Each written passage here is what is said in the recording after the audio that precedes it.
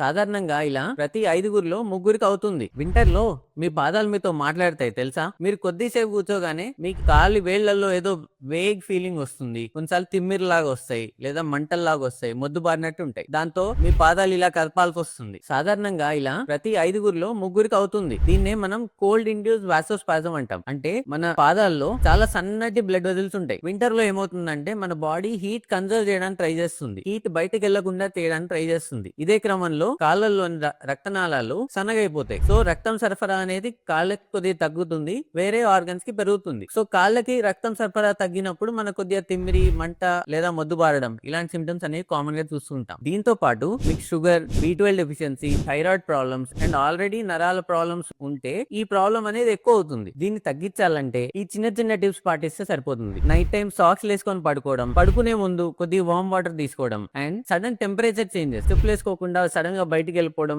ఇలాంటివి అవాయిడ్ చేస్తే ఆటోమేటిక్ గా ఇవి తగ్గుతాయి. ఇవన్నీ పాటించిన తర్వాత కూడా మీకు తిమ్మిరి అది కంటిన్యూ అవుతున్నాయంటే ఇది కేవలం వింటర్ వల్ల కాదు, ఇది మీ నర్వ్ ఇచ్చే వార్నింగ్. సో తరచుగా ఈ తిమ్మిరితో బాధపడే మీ ఫ్రెండ్స్ అండ్ ఫ్యామిలీకి ఈ వీడియో షేర్ చేయండి.